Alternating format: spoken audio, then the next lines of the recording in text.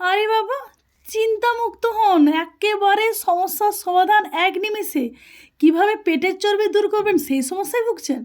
হ্যাঁ বন্ধুরা, এক নিমেষে পেটের চর্বি দূর করার একটা ভালো উপায়। আর কি বলুন তো, সারা দিন আমাদের ভীষণ ভীষণ এনার্জি দেয়, মানে কখনোই দুর্বল মনে হবে না, ভীষণ আমরা এনার্জি পাবো। আর একটা ভালো সমস্যা থেকে দূর পেতে বানিয়ে ফেলুন। কী সমস্যা বলুন তো? হ্যাঁ, যাদের খুব গ্যাস্ট্রিকের সমস্যা থাকে না, সেই সমস্যা থেকেও কিন্তু এক চুটকিতেই দূর হওয়া যায়। হ্যাঁ বন্ধুরা, তার জন্য কী করতে হবে বলুন তো? সেরকম কিছুই নয়, এক গাঁটের মতো আদা, হাফ লেবু, আর ওই 1.5 থেকে 2 চামচের মতো স্যাসিড, এইটুকুতেই আমাদের সমস্যার সমাধান। তো আমি নর্মাল হাফ গ্লাস জলের মধ্যে স্যাসিড ভিজিয়ে রেখেছিলাম প্রায় 10 মিনিটের মতো। তারপর দিলাম 1 চামচের মতো আদার রস। হ্যাঁ বন্ধুরা, আর একেবারে দেরি নয়, যারা এইসব সমস্যায় ভুগছেন বসে না থেকে ঝটপট বানিয়ে ফেলুন তো, দেখবেন সমস্যার সমাধান এক নিমেষে। আর পেটের সমস্যা দূর মানেই মনের সমস্যাও দূর, তাই না? পেট ভালো তো মন ভালো, সব ভালো।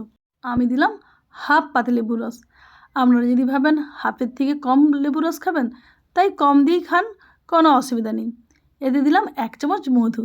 তো 3টা উপকরণ ভালো করে মিক্সড করে নিয়েছি। তো চিয়া সিড কিন্তু বেশিক্ষণ ভিজানো উচিত না, 10 থেকে 15 মিনিট এর মতোই ভিজিয়ে খেতে হয়। তো আর কি দিয়েছি বলুন তো? হ্যাঁ, উষ্ণ জলের গরম।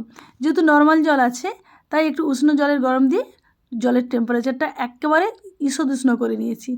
এতে কী বলুন তো, খেলেই একেবারে পেটের চর্বি এক নিমিষে গলে যাবে।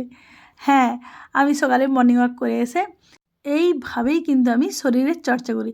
আপনারাও কিন্তু লেগে পড়ুন, একেবারে বসে থাকবেন না। তো বন্ধুরা, কে কোথা থেকে আমার এই ছোট্ট ভিডিওটা দেখছেন অবশ্যই কমেন্ট করে জানাবেন। আমি কিন্তু আপনাদের কমেন্টের আশা থাকবো। কি করবেন তো? আর শরীরচর্চা করতে একেবারে ভুলবেন না। যে নিজেকে ভালোবাসে সেই তো অপরকে ভালোবাসতে পারে, সব্বাইকে ভালোবাসতে পারে, তাই না? আর ভিডিওটা ভালো লাগলে বন্ধুদের মাঝে শেয়ার করে দেবেন, আর একটা ছোট্ট লাইক দিতে ভুলবেন না। তো এখনকার মতো রাখছি, দেখা হবে একটা নেক্সট ভিডিওতে।